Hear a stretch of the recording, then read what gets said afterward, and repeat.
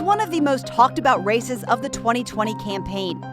Who will fill the vacant seat in North Carolina's 11th District House of Representatives? Madison Cawthorn, considered a rising star among Republicans, is promising to bring fresh ideas to Washington. It's time for term limits. Time to shake up Washington, D.C. Democrat Mo Davis is running on experience and his military record. We need leadership that puts country over party. It's a race that's gotten national exposure, primarily because the Republican who held the office, Mark Meadows, is now President Trump's White House chief of staff. The stakes are high, and you get to decide who takes the prize. Tonight, we present to you the NC11 debate.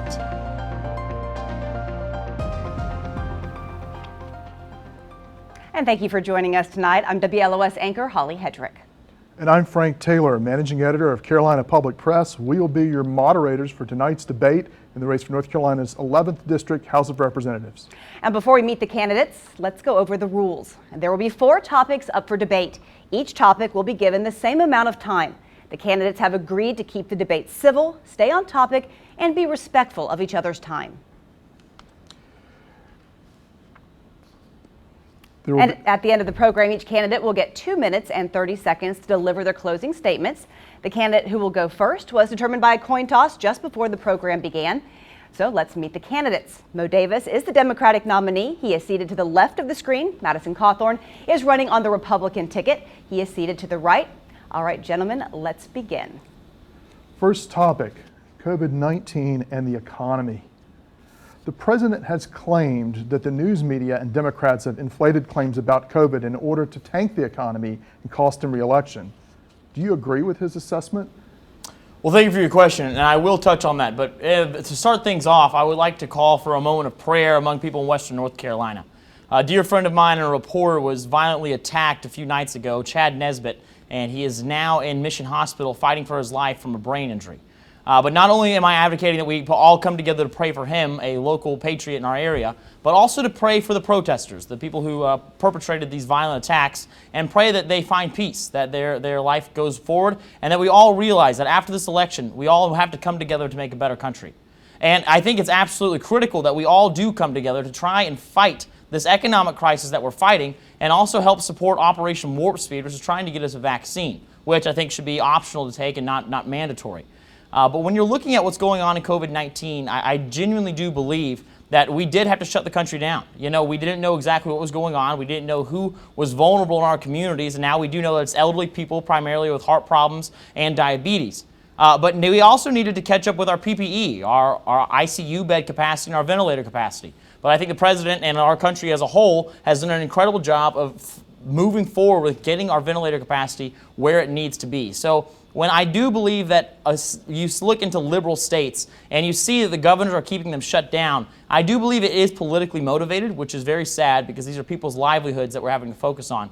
But I do understand the want for caution, the need for caution, because these are lives at stake. Just one life lost is too many.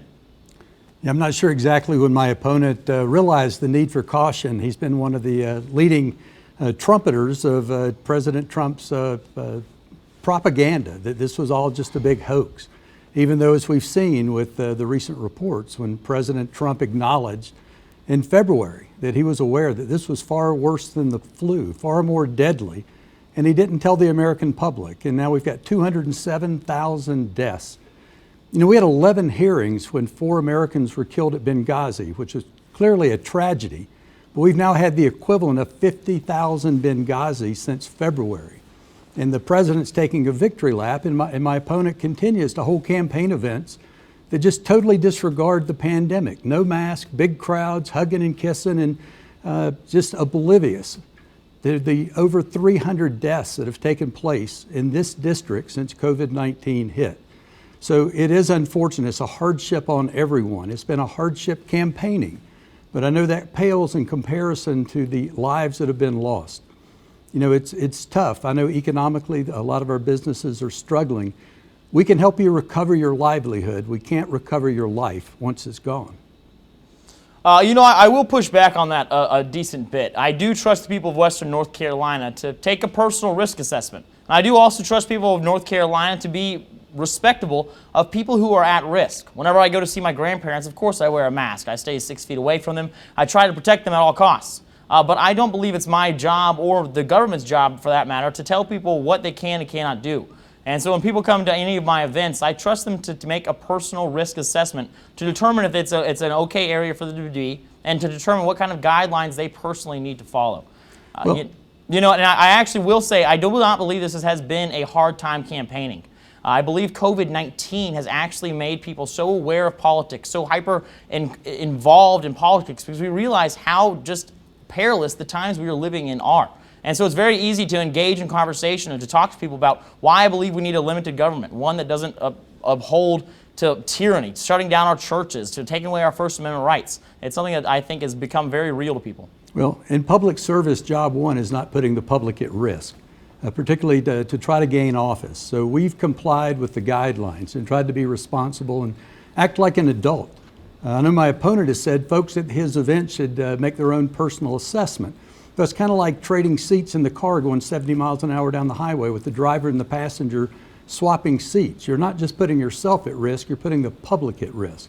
This isn't it'd be one thing if the folks that made the decision were the ones that bore the consequences, but you wear a mask not to protect yourself, but to protect others. So we're going to continue to campaign like adults and not put public safety at risk to try to win this election. Okay, let me ask you guys the next question. Moving on from exactly what you've said, what do you think then is the correct response to properly balance health and economic concerns without politicizing the crisis? Well, I'll tell you, I don't believe that it's a binary choice. I think we're seeing a fallacy of logic here. We're saying you either have to prioritize human lives or the economy. I think there's a way we can have a structured reopening of our economy where we protect people. You know, my opponent wants to talk about antics I pulled when I was 18 years old and being more responsible. But when he himself just last year advocated for snapping the necks and spines of Republicans, as you just saw what happened to one of my dear friend Chad Nesbitt, where he was just attacked and now has a brain injury. I believe that's extremely irresponsible, and I believe that's dangerous.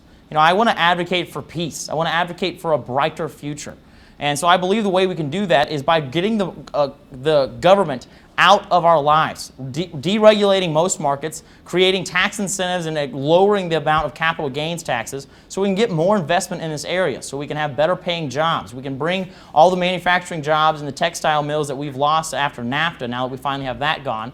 We can move forward and have a brighter future for Americans, where the economy's better, there's competitive pay for prices, and we can all know that we are moving towards a better future that we can hand to our children. Not focusing on the past or focusing on something I did when I was 18.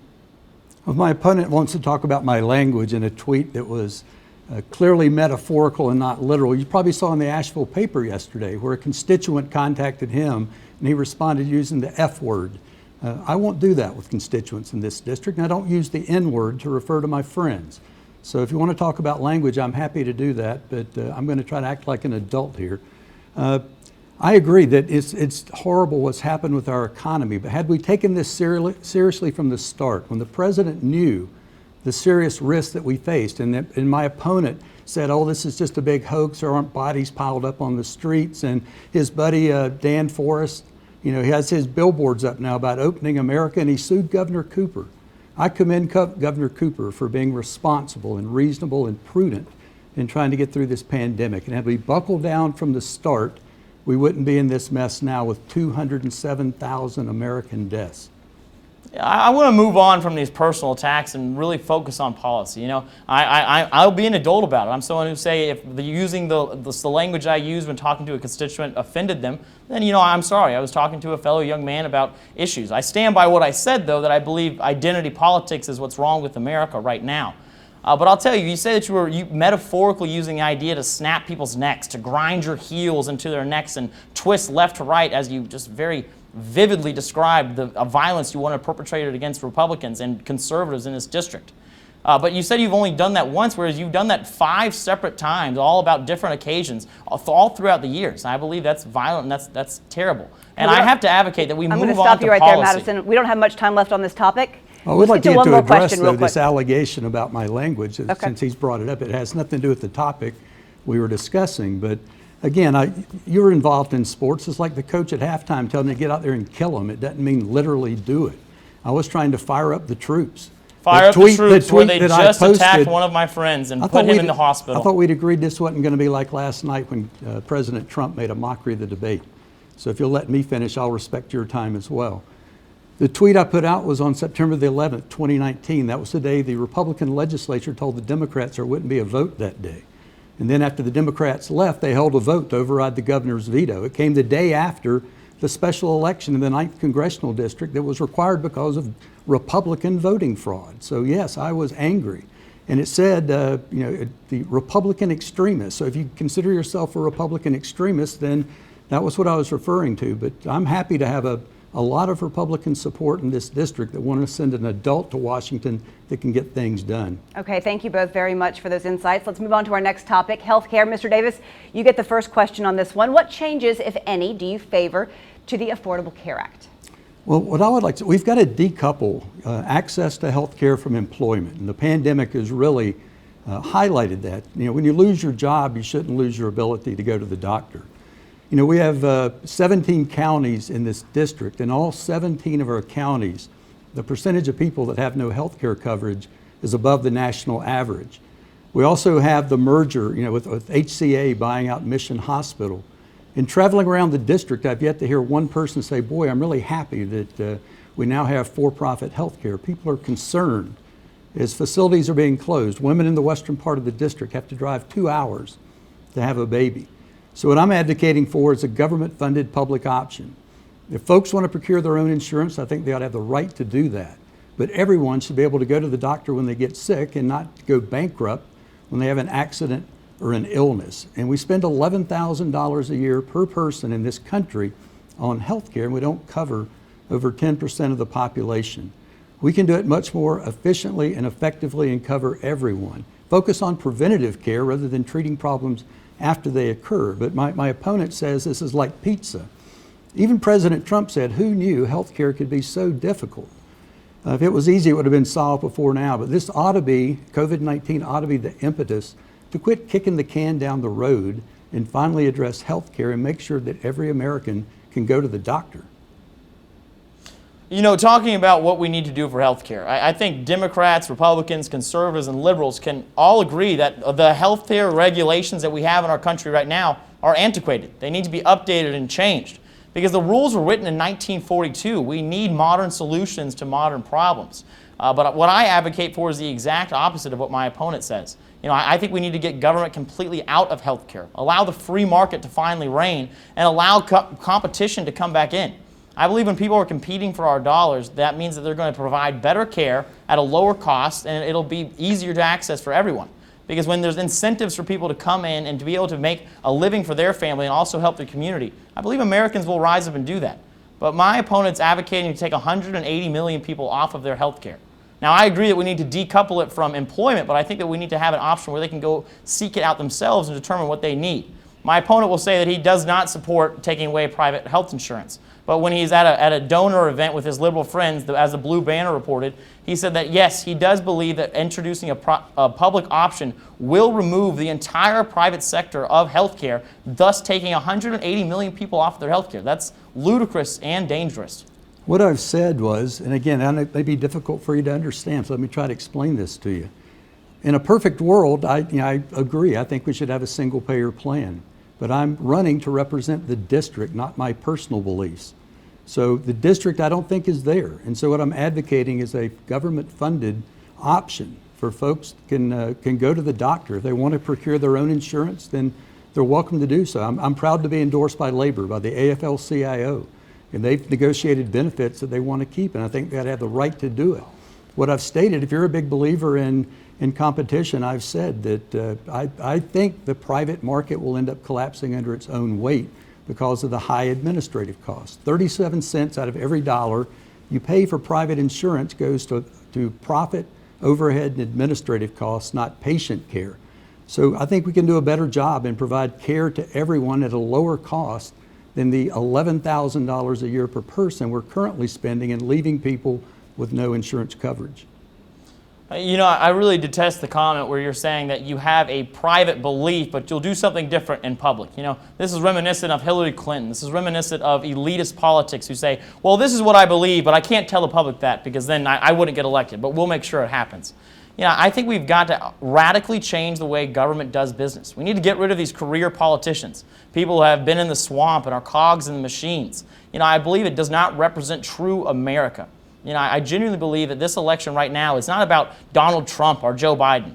I believe it's about two differing ideologies. One where you want to kneel to the state and to the mob, or one where you decide that you're going to kneel only to your God and stand for your flag and decide what you're going to do in your life and not have government regulations or government laws that tell you what to do. We got to get rid of these three-letter agencies, which I believe have become the fourth branch of government. I believe that our entire purpose right now should be to change the culture in Washington, where these elitist politicians, as my opponent just said, have a private belief that they advocate for behind closed doors, but publicly tell us something different. It's dishonest and disingenuous, and we need to stop it.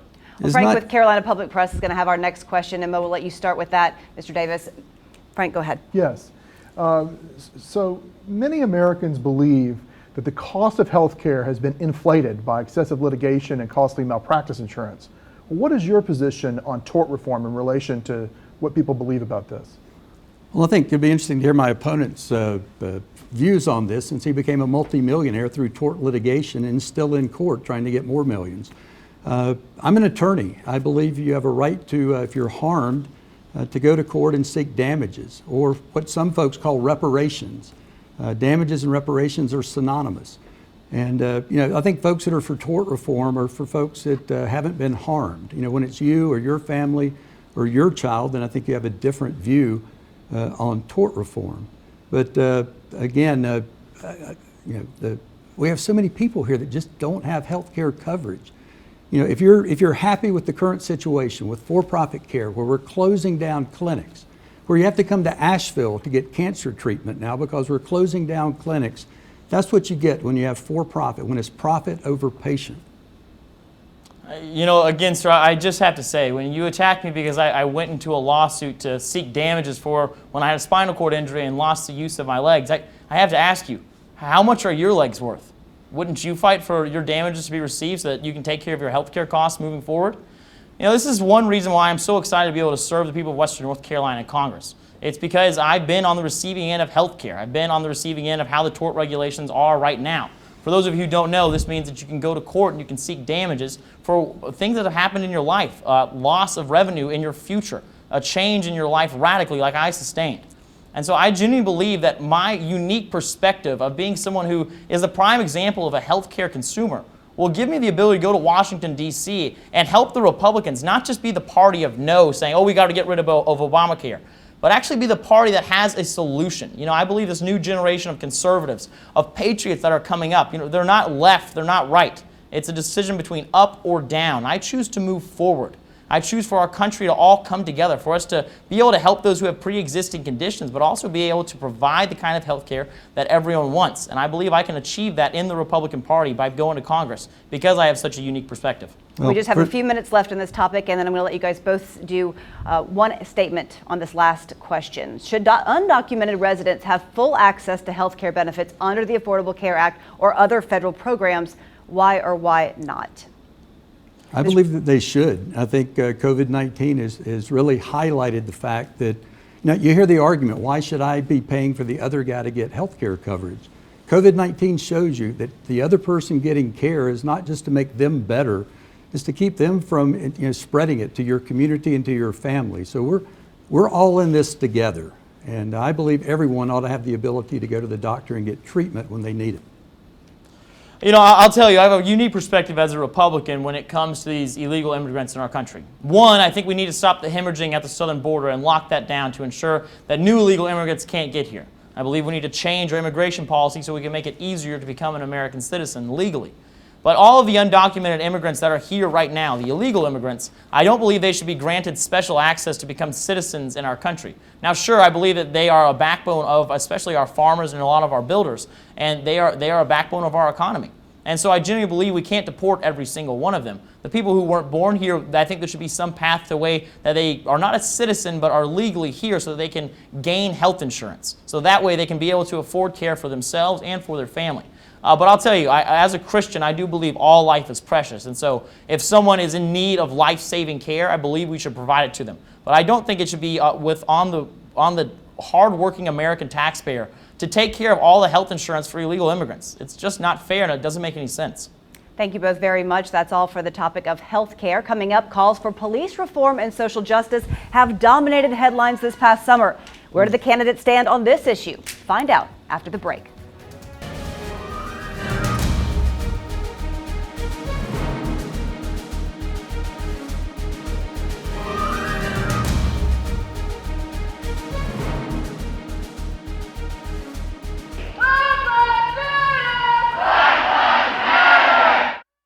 Black Lives Matter protests and calls for police reform. The deaths of George Floyd, Breonna Taylor, and Ahmaud Arbery have dominated headlines here in Asheville and across the country.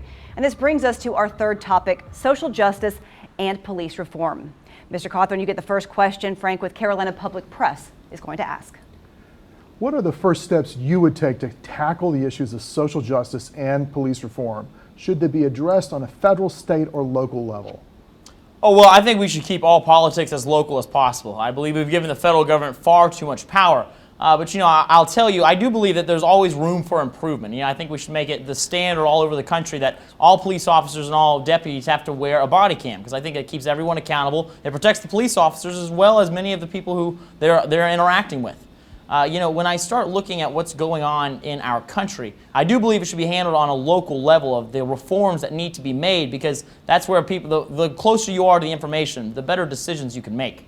But these calls to defund the police, which the Democrats have only very recently come out to say that they don't support, I think it's absolutely dangerous. As you saw with the Marshall investigation, we saw that where you defund the police, you have more overtime pay, which has cost many cities over $21 million to pay extra in overtime pay. You see less community involvement, and you see crime rates go higher.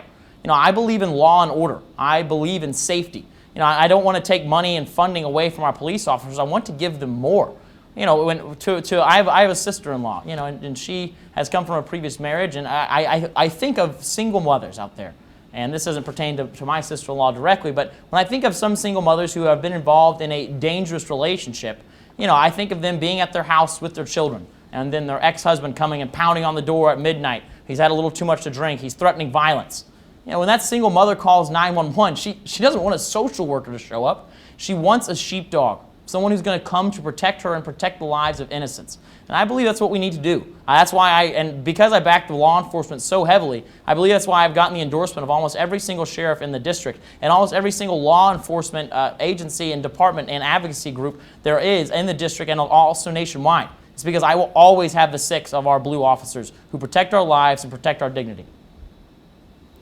Well, I've actually worked in law enforcement. I completed college and graduated with a degree in criminal justice. Worked in law enforcement training for the state of North Carolina before I went to law school. I was criticized by the right for going to the Black Lives Matter marches, and then I was criticized by the left for going to the Back the Blue events. And my answer is, when you represent the district, you represent the entire district, not just the people that like you and the people that vote for you, but everyone in the district. And in my view, both of those communities are part of the district and part of the community. One of the things I would like to see is, the label, defund the police, is a horrible label. I'd like to see reimagining law enforcement, which is something we should be doing in every agency constantly. And I think there are missions that we put on law enforcement that might fit better somewhere else, like dealing with mental health issues and alcoholism and drug addiction, which I view as healthcare problems, not criminal justice problems. I'd like to see, one of the things I proposed is reviving the Law Enforcement Assistance Administration program that provides federal funding for education and training for law enforcement. And I'd like to see something akin to the GI Bill to make home loans available not just to law enforcement, but to all first responders, firefighters, EMTs, and law enforcement, because many are unable to afford to live in the communities that they serve. And I think it's important for first responders to be a part of the community, because that way you understand each other better. So I'm hoping this current events that are taking place are an opportunity for reform and to heal and to bring us together. And again, my opponent keeps bringing up Portland. I keep reminding him that we're running to represent Pisgah, not Portland. You know, my opponent is trying to straddle a line that just isn't meant to be straddled. He's trying to appeal to say, oh, I was a member of law enforcement. I backed the blue. But, you know, I have a picture of him right here at a Black Lives Matter protest, which is totally fine to go to one of those protests. I believe in the First Amendment.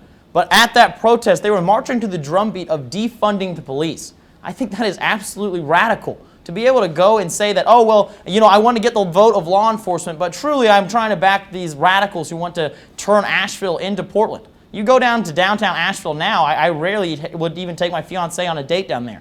I grew up in this area. I grew up going down and around these streets. My opponent grew up in Shelby, North Carolina, so he might not understand what Asheville used to be like. But I'll tell you, they didn't used to have needles on the streets. You didn't used to find feces in parking lots. But the liberal ideology and the liberal city council that has been there, which has just voted to defund the police by $770,000, is trying to turn Asheville into Portland, turning it into one of these ash heaps of history. I believe we genuinely need to have the back of law enforcement to say, no matter what, I have your back. Let's always hold each other to be accountable. The death of George Floyd was a tragedy. It was something that should not have happened. And I'm glad that the perpetrators of that violence were brought to justice. But I'll tell you, almost every single law enforcement officer I've ever met, every encounter I've had, and according to statistics, law enforcement officers care about our lives. They very rarely ever act maliciously. And to go to a rally where they're marching to the drumbeat of defund the police is absolutely despicable. It's a spit in their face. And this is the new voice of the Republican Party who wants to bring people together and represent everyone in the district. We need to address the problems that people are out there demonstrating about, exercising their First Amendment right. I've never condoned violence that takes place on either side, but people do have a right to express their opinions about grievances that they have that I believe are legitimate grievances. Let's move on to the next question. As you're talking about this subject, as protests continue to turn violent across the country, and just 1 week ago right here in Asheville, how would you propose getting protests and riots under control? Do you support the deployment of the National Guard in American cities? We'll start with you, Mr. Davis. Well, I think it's up to the governors to decide whether to use the National Guard. I oppose federalizing, as you saw President Trump do with the demonstrators at Lafayette Park, where you had the military, which I served in the military for 25 years, and to see the military used to fire tear gas at American citizens so he could walk over and have a photo op with an upside down Bible in front of a church, that's not America. And I think my opponent and the president and folks on that side, their whole strategy is to stoke fear and division and pitch this notion that if you're not with us, then things are going to be bad. But I believe we work best when we work together. That's what we do in the military. In the military, you don't ask, are you a Democrat or Republican? It's about getting the job done. And I think that's what we ought to be doing in this district, healing and working together, not sowing division like my opponent does with this white nationalist stuff. You know, I have to say thank you, actually, someone that might surprise most people. Is Anderson Cooper at CNN for having the Anti-Defamation League to come on to his show to say they find absolutely no correlation that I am a white supremacist or I'm some kind of Nazi sympathizer. Man, I've got to tell you, I'm not a racist. It's getting tired of you spouting this lie. Another lie is when you say that you don't advocate for any kind of violence. I mean, everyone I'm sure has seen this tweet, but you literally tweeted, say, screw they go low, we go high. When North Carolina GOP, meaning Republicans, extremists go low, we stomp their scrawny pasty necks with our heels. We could go on and on. It's a disgusting display of advocating for violence. And as you just said, Heidi, we have seen that violence take place here in Western North Carolina. My prayers and my thoughts and my well wishes are with Chad Nesbitt as he recovers. Well, but to say that I am the new voice of the Republican Party is a compliment. I'm trying to be the new voice of the Republican Party. And not just the Republican Party, but I want to say that the establishments on both sides of the aisle have failed us. It's time for Americans to come together, not label one another as liberals or conservatives, but rather label ourselves as Americans who are trying to work together to fix the divisions that we have. Well, you sound more like Strom Thurmond than a new voice. Sir, I politely ask that you don't interrupt me. When we're talking about what's going on inside of Asheville, I genuinely believe what needs to happen is we need to elect Dan Forest and me into power. Because I tell you, if you have Dan Forest and myself in power, you will never see a city destroyed and rioted in North Carolina. I give you my word on that. We need to act swiftly to stop these riots. When we see these peaceful protests, which I totally advocate for, turning violent, people trying to spray graffiti or to become violent towards one another, as we just saw sadly with Chad Nesbitt, we should send in our troopers to be able to stop that. And by that I mean the state troopers. I don't want the federal government involved inside of our states. I think that is expanding federal government power, which is something I want to limit. If my opponent and Dan Forrest were concerned about public safety, they wouldn't be having these mega events with no mask and no social distancing. They don't give a whit about public safety. It's about obtaining power. That's all they care about. Again, my opponent advertises on WND, which is noted for being a white supremacist-backed site. The Proud Boys. Last night the president said, was it stand back and stand by? Have you denounced him for doing that? I'm not denouncing the president, but sir, if you want me to denounce white supremacists, I do that absolutely. I'm engaged to be married to a biracial young woman who's incredible. My children will be biracial. And I tell you, if you want to be a white supremacist and try and threaten their life, you'll have something else coming for you. But I'll tell you, I think that we need to stop focusing on these policies. You're focused on what websites my team is advertising on. You're focusing on the enthusiasm of our events. But what we need to be focused on is what Heidi was talking about. Okay, I'm going to interrupt you both. Go ahead, ma'am. And let's move on to our final topic this evening, which is the environment, something that's very important to a lot of folks here in this district. Mr. Davis, you will get the answer first. Where do you stand on climate change and global warming? And what do you view as the most pressing environmental issues we face today? I believe in science and I believe in facts, and I believe that climate change is real. And we need to be addressing it. We should have done it before, and we need to be doing it now. You know, when I was in the military, I joined in 1983, and the military has always considered climate change to be a national security risk. As we have famines and displacement, those are issues we're going to have to deal with. And we can be taking action now to try to mitigate the damage that we've done. I'm a big believer in green technology. My wife and I have just built a house and we put in solar. We got our power bill for the first time last month since we've moved in, and our bill was $16. So we made as much power as we used. I think North Carolina, Western North Carolina, has an opportunity to be the epicenter for alternative energy. North Carolina is #2 in solar energy production. We ought to be capitalizing on that and making us the epicenter for alternative energy and getting away from carbon fuel. You know, I'll tell you, I believe that Republicans for too long, like I was saying with healthcare, have been the party of no, have approached climate change with timidity, have not truly engaged, whereas I believe we should. You know, I agree with how the Republican Party is starting to shift now to say that climate change is not a hoax. But I'll tell you what the Democrats support in the Green New Deal, it's a joke. It puts the lobby of $15 an hour minimum wage and making sure that we have healthcare, Medicare for all, above the interest of protecting our environment. You know, I'm a hunter. I was raised in these woods. I've gone through the Smoky Mountains more times than I can even count. But I'll tell you, as I've done that, it gave me a true compassion, a true love for our environment. And I want to be a green conservative, someone who goes out and says, yes, we do need to have forest management. We should bring timbering back into North Carolina, allow our mills to reopen in our western counties. Unfortunately, they've been denied. But as we see what's going on in California with these liberal ideologies of just letting the wilderness be, I don't think that's what we need to do. You can see that's caused so many wildfires. What I think we need to be is, as we're called to in Genesis, is to be stewards of the earth, to have a plan to affect real change for our climate. And you know, I believe the way to do that is, yes, we need to always make sure we have energy independence. And it's not a binary choice between economy or a clean environment. I think that free economies tend to be clean economies. I'll tell you, no government regulation ever created Elon Musk. I think we need to advocate for these innovators to come in, to bring more nuclear power into our country, which I think is a great, clean alternative. And the nuclear waste that's being deposited from it, I believe now that we found with the power of science, of being able to mix it with molten glass, which removes a significant portion of the danger of it.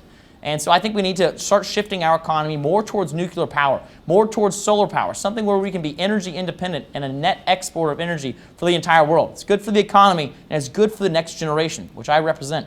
You know, it's interesting that my opponent's become an advocate for nuclear power and for fracking, which happened to come after a super PAC is dumping $1 million into this district to try to buy the election for him. It's a PAC that's funded by Sheldon Adelson, the billionaire out in Las Vegas, and by Chevron, and by the Nuclear Energy Association. And they're supporting my opponent in running attack ads to tell lies about me and my military record. So all of a sudden, now that $1 million is getting spent on him, and remember back in the primary, when he talked about Miss Bennett and how she had Washington elites and all this dark money coming in against him, he was against it. But now he is Linda Bennett. $1 million is getting dumped into this district by special interests, the nuclear industry, the fracking industry. We have neither of those in Western North Carolina. We do have wind and we do have sun. And those are the markets we ought to be going after. Let's move on to the next question. Frank with Carolina Public Press has this one for us. So you guys both alluded to some of this already, and I want to touch on something significant to this district. A huge portion of this district consists of the Pisgah and Nantahala National Forests, which are vital to the region's environmental and economic health.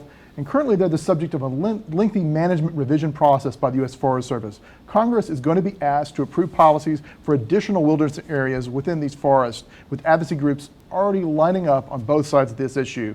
What's your view of adding wilderness areas in Western North Carolina's mountains?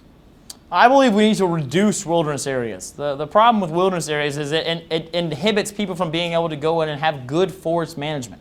As I said earlier, I believe we're supposed to be stewards of the earth, which means we're supposed to take an active role in making sure our environment is clean. One reason I support nuclear energy is because we might not have a nuclear energy plant here in Western North Carolina, but we do have the environment. It affects everyone all over the world, and I think we all need to take ownership of it. When we are talking about these wilderness areas and these federal lands that we have in all of our western counties and many of our other counties, I genuinely believe that the number one problem with them is that they're not able to collect taxes off of this land. Many of you may understand what PILT money is. It's payment in lieu of taxes, which the government just haphazardly decides how much they're going to give each county to offset their losses every single year. But if any of you have studied Dave Ramsey's Financial Foundations, then you know that not being able to budget, not knowing what your income is a sure way to find yourself in poverty. And so what I think we need to do is have Congress and a great committee be able to select and create a formula for this PILT money so that these counties can know exactly how much money they're going to have coming in. So that way they'll be able to create a real and a factual ability to know what money they're able to spend, where they need to reinvest their money. I think that's extraordinarily important. I think making sure that our PILT money increases for Western North Carolina is a sure way to make sure that we have better lands and better tourism in this area. One of the things I've been asked are what committees do I want to serve on in Congress and the House, and one is the Natural Resources Committee. That's who allocates funding for our national parks and national forests, and that's the lifeblood of our economy. Under the Trump administration, there's been a 15% cut over the last 2 years in the budget for our national parks and national forests, and that's not good for our economy here in Western North Carolina that's dependent on tourism. So I want to get a seat. And an important thing for folks to remember is there's no discussion of the Democrats losing control of the House. So my opponent, not only would he be the most unqualified member of Congress, he'd also be in the minority where he can get nothing done. I'm going to be in the majority. And I'm going to be on the Natural Resources Committee, I hope, with a seat there where I can help bring money back to Western North Carolina to maintain our national parks and our national forest.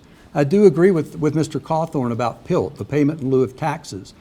There's 17 counties in the district. 15 of the 17 get PILT payments because there's federal property there that's not subject to local taxation that normally goes to support your schools and other public services.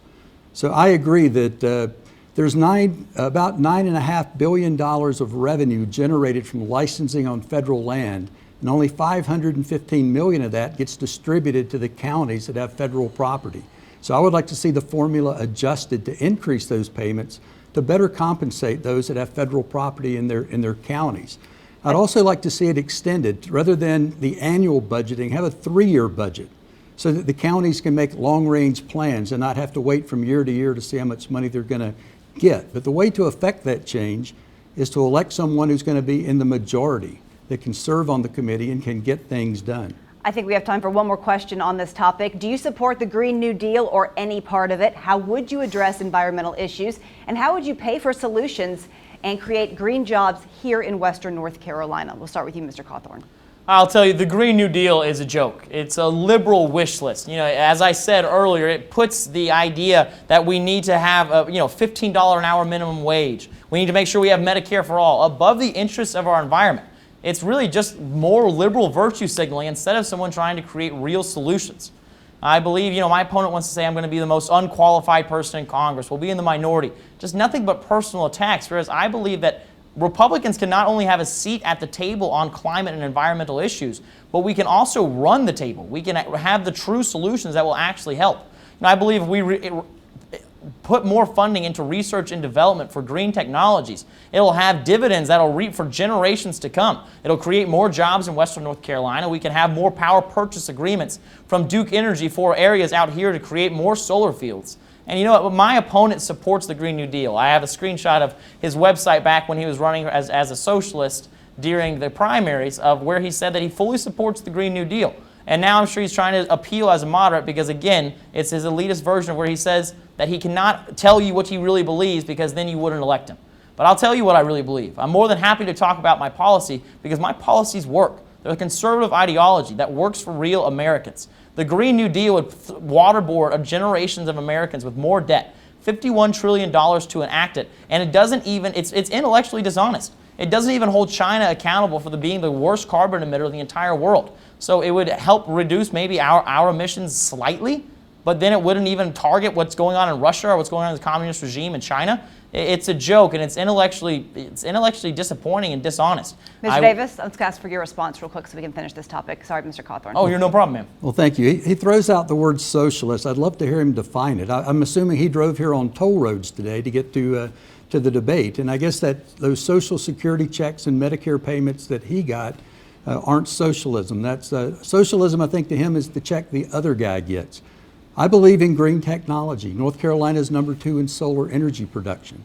One of the components that's used in making solar panels is mica. We've got a big mica mine up near Burnsville. We're exporting it and then importing solar panels back. We should be making them right here. I'd like to target counties that are high in poverty. In 14 of our 17 counties, the poverty rate is above the national average. So I'd like to see tax incentives to bring in industry into those areas. First, we got to get broadband into those areas, and I've got a plan to do that. I'm going to support Jim Clyburn's rural electrification-based plan to bring broadband to Western North Carolina and to bring those green technology jobs that pay well, that do good for the economy and do good for the environment at the same time. That's the path forward for Western North Carolina, green-collar jobs. And that's the end of the environment topic. Coming up, though, we're going to have a lightning round. We've asked our viewers what they want to know about the candidates. Their questions next.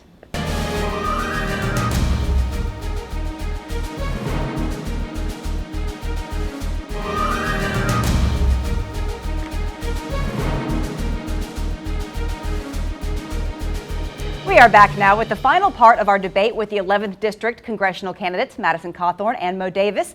We call this portion of the debate our lightning round. We asked our viewers to send us questions. Let's begin with question number 1. Frank from Carolina Public Press is going to take that one for us. Thank you, Holly.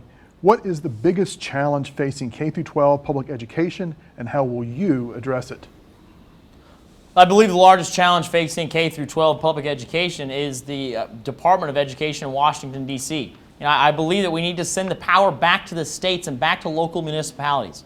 I don't think that there's any reason some Washington bureaucrat should be standing between a parent and a teacher so they can decide what's best for their student. I believe the best way to do this is to get more funding and more paid jobs, which I am very proud to say that the Republicans have done in the North Carolina House. Well, my opponent has no experience in the public education system. I went first grade through 12th. He was homeschooled, so he's never spent a day in public education in North Carolina. You talk about defund the police. The Republican legislature has been defunding public education. I was out in Cherokee. There was a lady there who's a school teacher, and she said she drives over into Georgia now, 15 minutes away, because it pays $10,000 a year more than it does in North Carolina. My opponent describes public education, as liberal indoctrination. I've got family members who are career educators, and I think they take offense to that. They were there to educate, and that's what public education's for, and I'm proud to be endorsed by the North Carolina Association of Educators. Question number 2, the acting Department of Homeland Security Secretary said during his confirmation hearing that white supremacists have become the most persistent and lethal internal threat to the U.S. Do you agree with this assessment? And how would you address this threat if elected to Congress? I believe that both Antifa and white supremacists, the extremes on both sides of the parties, they're both extraordinarily violent. I don't know which one's worse, but I'll tell you, we need to meet them with swift force and make sure they cannot harm innocent Americans. That's why I support funding the police.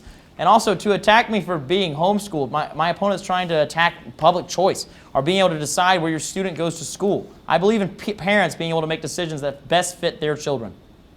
Yeah, I agree. I think parents should make the decision, but I think if you've never been in public education, it's hard to be an expert on that topic. I agree. I don't support violence, and I don't advertise and I don't fundraise off of white supremacist websites. My supporters haven't said God sent me to save the white race. My opponents have. Cannabis use has seen broader acceptance by the medical community and American culture in recent years. Legalizing marijuana could provide an exit path for many nonviolent criminals from the prison system, could be a boon for North Carolina's agricultural economy. Would you favor legalizing the medical and recreational use of cannabis at the federal level?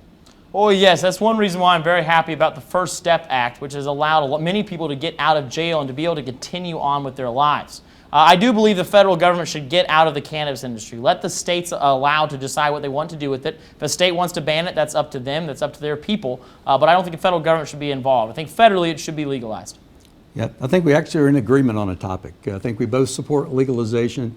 I think hemp is another, we're both sitting here with plastic bottles. And you can make those from hemp, and it's biodegradable. So I think it's an opportunity for our farmers here in Western North Carolina to have an additional revenue opportunity, as well as clearing the criminal records of folks that were involved with marijuana. So I think we may be in agreement on a topic here. A majority of inmates in American prisons is facing penalties for nonviolent crimes. More Americans are imprisoned than in any other country in the world. What will you do to see that incarceration rates for Americans declines? Well, I genuinely believe that this is another example of the federal government becoming too powerful. There's so many regulations, there's so many laws, there's so many agencies. And, I think we need to rethink the way that we do our penitentiary systems. We definitely, absolutely, I think the best way to reduce these incarceration rates is to, one, getting rid of these petty crimes that send you to jail for life and brand you. And also, I think we need to give them a pathway out of this system. Once you get busted for selling drugs, then you go into the prison system, then you come out, and it's on your record. No one wants to hire a drug dealer, and so then what options do you have but to go back to selling more drugs? That's why we see so many repeat incarcerations. Yeah, I think we tend to agree here that a lot of offenses shouldn't be treated in the criminal justice system. I think a lot of the issues that get people sent to prison we ought to be treating as healthcare problems, not criminal justice problems, and helping folks get reintegrated into society.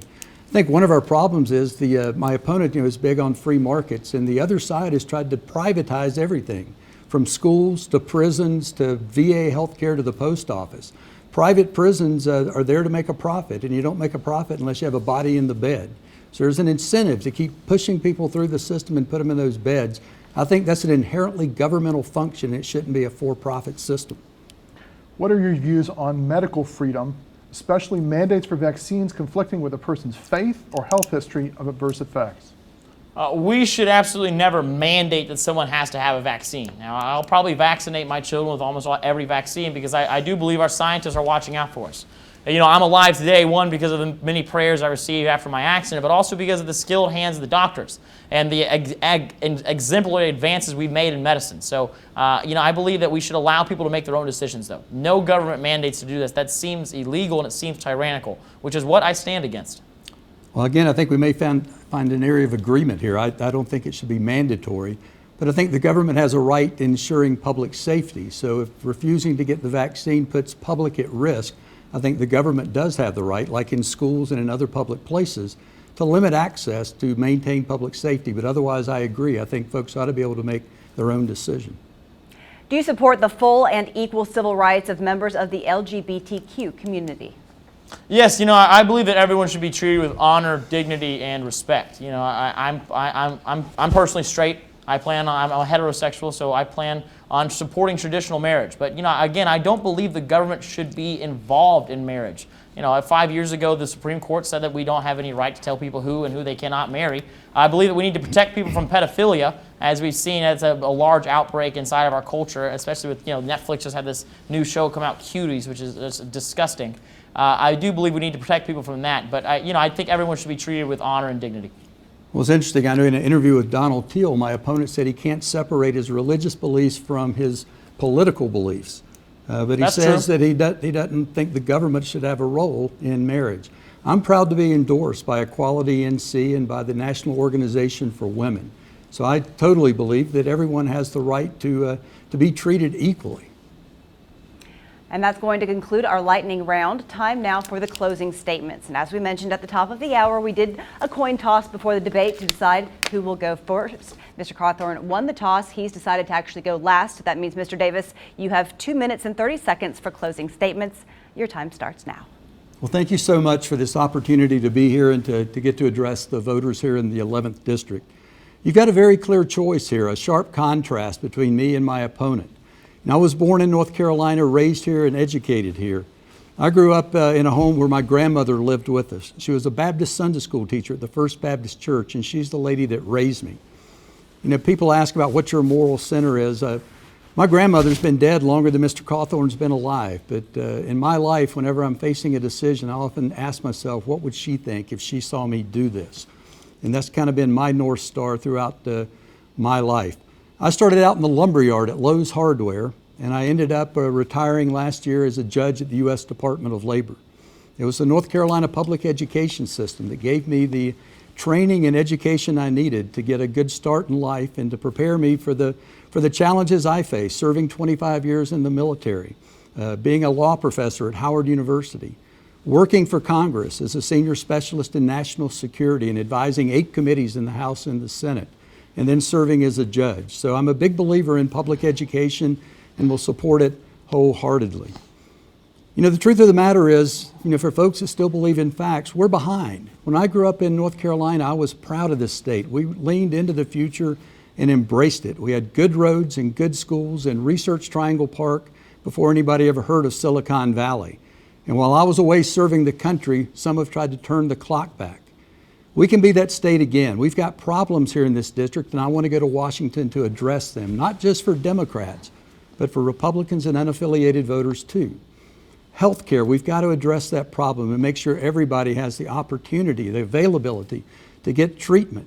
You know, with the clinics closing, it's getting harder and harder, not just to have access with insurance coverage, but the availability, and we've got to address that. Broadband, we can't compete in the 21st century without broadband.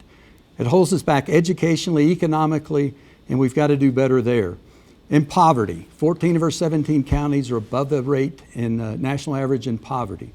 So I want to go there. I'll be in the majority. I can get things done. I've worked for Congress, and I'm asking for your vote to give me that opportunity.